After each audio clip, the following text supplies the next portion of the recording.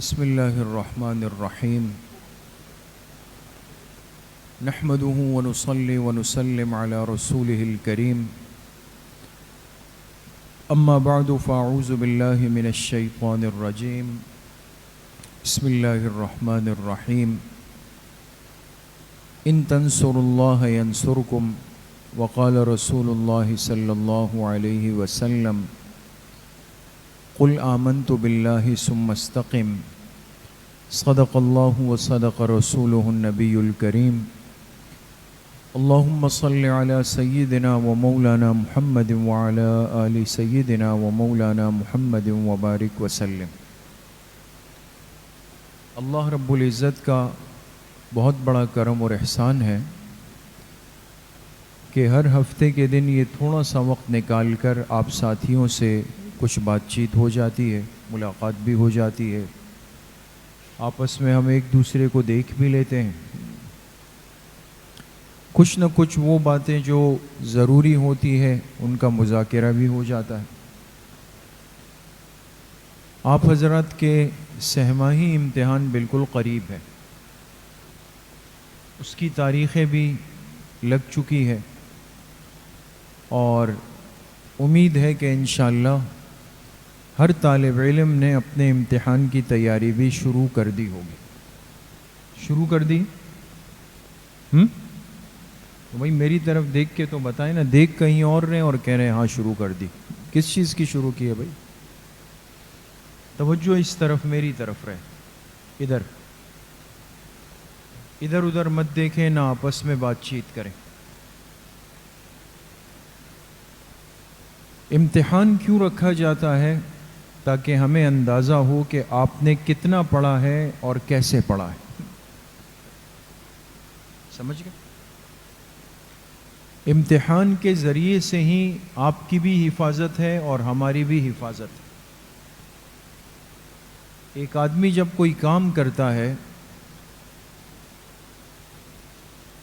کبھی آپ نے دیکھا ہوگا آپ کے چپل ٹوٹ گئے، چپل بنانے کے لیے کہاں جاتے ہیں؟ ڈاکٹر کے پاس نا، ہاں، موچی کے پاس جاتے ہیں۔ چپل ٹوٹ جائے تو موچی کے پاس جاتے ہیں، وہ گلی کے کنارے پہ بیٹھا ہوا ہے نا، تو اس سے کہتے ہیں کہ بھائی یہ چپل ٹوٹ گئی ہے، اس کو جوڑ دیں۔ اور آپ اپنے دوست کے ساتھ مصروف تھے باتوں میں، آپ نے دونوں چپل اتار دیے، اس کو دے دیے۔ اس نے جو چپل جوڑنی تھی اس کے بجائے صحیح والی چپل جو تھی اس میں کیلیں ٹھوک دی، جو پہلے سے صحیح تھی اس میں کیلیں ٹھوک دی، اور جو ٹوٹی ہوئی چپل تھی اس کو ٹوٹا رہنے دیا۔ تو صحیح کیا غلط کیا؟ غلط کیا نا بھائی، ٹوٹی چپل کو بنانا چاہیے تھا، جو چپل پہلے سے صحیح تھی اس کو چھیڑنا ہی نہیں چاہیے تھا۔ بعد میں جب آپ نے دیکھا تو آپ نے کہا بھائی یہ کیا کیا آپ نے؟ تو اس نے کہا بھائی میں تو سمجھا کہ یہ والی بنانی ہے، میں نے اس کو بنا دیا۔ اب سوال یہ ہے کہ قصوروار کون؟ قصور کس کا ہے؟ موچی کا ہے؟ پھر جس کی چپل ٹوٹی اس کا قصور ہے، ایسا ہے؟ سب کا یہی جواب ہے۔ قصور صرف چپل والے کا ہے یا موچی کا ہے یا دونوں کا ہے؟ جی دونوں کا ہے۔ موچی کوئی حاجی تھوڑی ہے کہ اس کو ہم چھوڑ دیں گے، جب وہ چیز بنائے گا تو لانے والے سے کم پوچھے گا تو صحیح نا؟ ہاں، قصور دونوں کا ہے۔ موچی کا قصور یہ ہے کہ اس نے چپل لانے والے سے یہ نہیں پوچھا کہ کون سے چپل بنانے، اور چپل والے کا قصور یہ ہے کہ اس نے موچی کو یہ نہیں بتایا کہ کون سا چپل خراب ہے، بلکہ اپنے دوست کے ساتھ باتوں میں لگ گیا۔ یہ بات میری سمجھ میں آ رہی؟ ٹھیک ہے۔ اگر آپ کا مدرسہ طالب علم کا امتحان نہ لے، ہم آپ کا امتحان نہ لیں، ٹھیک ہے، اور 6 مہینے بعد ہمیں پتہ چلے کہ جو آپ نے پڑھا ہے آپ کو بالکل بھی آپ اس کو صحیح نہیں پڑھ سکتے، آپ کی تجوید خراب، مخارج خراب، صفات خراب، مد خراب، غنے خراب، سب چیزیں خراب چل رہی ہیں، تو بابا جو 6 مہینے نقصان ہو گیا، وقت گزر گیا، تو اس کا قصوروار کون ہے؟ دونوں۔ اس کا قصوروار کون ہے؟ دونوں۔ تو امتحان اسی لیے رکھا گیا تاکہ آپ بھی اور ہم بھی دونوں محفوظ ہو جائیں۔ سمجھ گئے؟ ہر 3 مہینے کے بعد ایک طالب علم امتحان میں بیٹھے گا استاذ کے سامنے، اس سے پیچھے کا سبق سنا جائے گا، دعائیں سنی جائے گی، نماز سنی جائے گی، پتہ چل جائے گا کہ 3 مہینے اس طالب علم کا رخ اور ترتیب صحیح چل رہی ہے۔ بات سمجھ میں آ گئی؟ اس لیے میرے عزیز طلبہ، امتحان کو بوجھ نہ لیں۔ بعض دفعہ ہم پریشان ہو جاتے ہیں نا، یار امتحان آ رہا ہے، پتہ نہیں کیا ہوگا، کہیں اٹک گئے، اٹکن آ گئی تو کیا ہوگا، کوئی دعا پوچھ لی یاد نہیں آئی تو کیا ہوگا۔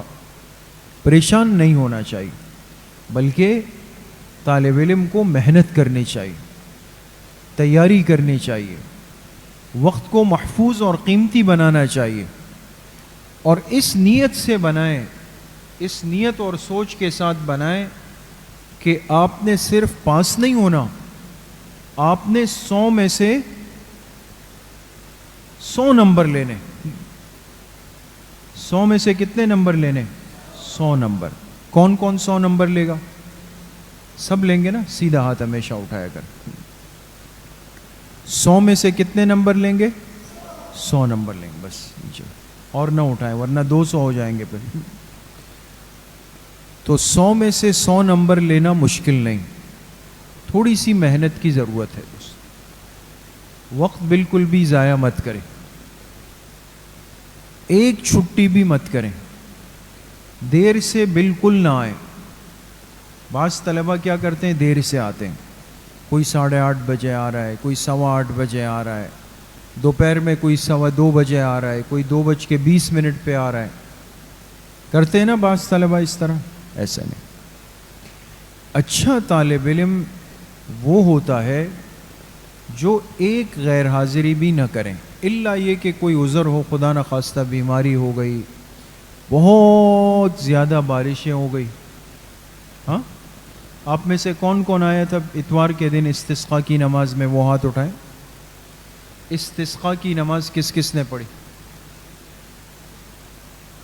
اچھا، حالانکہ میں نے سب سے کہا تھا نا، آپ بھی آئے تھے؟ اچھا، ماشاءاللہ، نیچے کر۔ تو بھائی دیکھیں، اپنے اساتذہ کی مان کر چلیں، کامیاب رہیں گے۔ وقت بالکل بھی ضائع مت کریں، آپ کا حفظ پکا ہو، آپ کی تجوید اچھی ہو، آپ کو مسنون دعائیں اور نماز زبانی یاد ہو، ٹھیک ہے نا؟ اتنا یاد کریں گے نا کہ بیچ میں سے ہم کسی کو بھی کھڑا کر کے پوچھیں کہ بھئی بارش جب بہت تیز ہو جائے تو اس کی دعا سنائیں۔ بات سمجھ گئے؟ گھر سے نکلنے کی دعا سنائیں، اللہ کے 99 صفاتی نام ہمیں جلدی سے سنائیں، ٹھیک ہے؟ قرآن کریم ایسا حفظ ہو کہ جہاں سے آپ سے سوال ہو فوراً وہاں سے سنانا شروع کر دیں۔ پچھلے ہفتے بھی میں نے عرض کی یہ بات۔ تو بھائی امتحان کے لیے محنت کرنی ہے، وقت کو ضائع نہیں کرنا۔ اساتذہ بھی تشریف فرما ہے، ان سے بھی درخواست ہے کہ طلبہ کو خوب محنت کرائیں۔ آئندہ آنے والے اتوار کو آپ کا امتحان ہوگا، ہے نا؟ ظہر کے بعد ہر طالب علم تیار ہو کے، صاف ستھرا ہو کے، اپنا یونیفارم اگر آ چکا ہے وہ پہن کے وقت پہ آ کے بیٹھ جائے گا، اور باہر کے استاذ امتحان لیتے ہیں، ہے نا؟ باہر سے استاذ آتے ہیں، وہ امتحان لیتے ہیں۔ تو بھئی ان کو پتہ چلے نا آپ کے استاذوں نے آپ پر کتنی محنت کی. ٹھیک ہے؟ تو اس لیے طلبہ بالکل بھی وقت کو ضائع نہیں کریں, پابندی کریں. دوسری بات یہ ہے کہ جیسے مسنون دعائیں ہیں, نماز ہے, یہ بالکل جتنا حصہ استاذ نے آپ کو یاد کرا دیا ہے اس کو بار بار دہراتے رہیں. صرف دعا یاد کر لی لیکن پڑھ نہیں رہے. کھانا شروع کرنے سے پہلے کی دعا یاد ہے لیکن جب دسترخوان پہ بیٹھتے ہیں تو پڑھتے ہی نہیں ہیں. سونے سے پہلے کی دعا یاد ہے لیکن پڑھتے نہیں. نیند سے اٹھنے کی دعا یاد ہے لیکن پڑھتے نہیں. فائدہ نہیں ہوا. صحیح ہے نا؟ تو جتنی دعائیں یاد ہو اس کو اس موقع پہ ضرور پڑھ لیا کریں.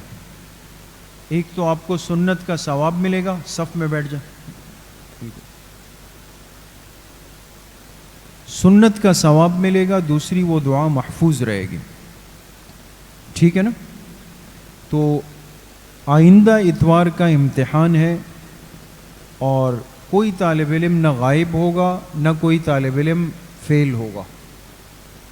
سب کو اچھی طرح اپنا سبق یاد ہونا چاہیے.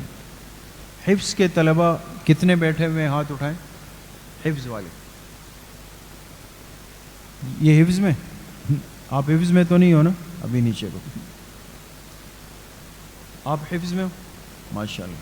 آپ بھی حفظ میں ہو؟ نیچے گئے. ناظرہ والے طلبہ ہاتھ اٹھائیں, جو ناظرہ قرآن پڑھتے ہیں. نیچے کریں ہاتھ.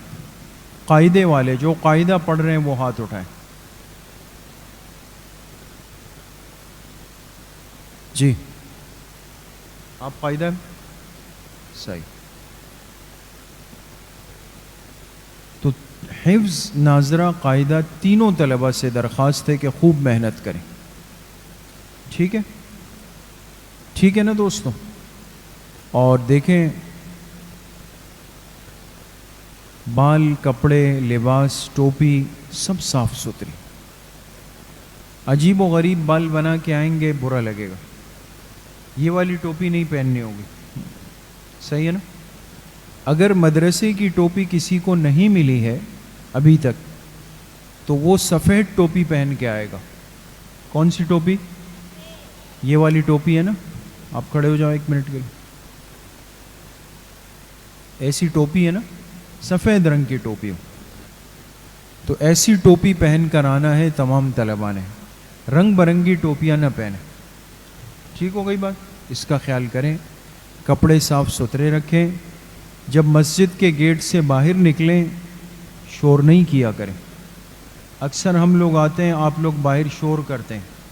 کبھی ساتھی ایک دوسرے کو دھکا بھی دے رہے ہوتے ہیں. دھکا تو اسی لیے دے رہے ہوں گے نا کہ بھئی جلدی گھر چلے جاؤ. اس لیے دے رہے ہوتے ہیں نا کہ بھئی جلدی سے گھر چلے جاؤ آپ. تو بھئی وہ گھر جائے گا, آپ لوگ دھکا نہ دیں اس کو. ٹھیک ہے؟ تو ان باتوں کو عمل کے اندر لائیں گے انشاءاللہ. سب طالب علم کامیاب ہوں گے انشاءاللہ. سب کی پوزیشن آئے گی انشاءاللہ. اللہ پاک مجھے بھی آپ سب کو صحیح عمل کی توفیق نصیب فرمائے. وآخر دعوانا ان الحمد للہ رب العالمین. السلام علیکم ورحمۃ اللہ.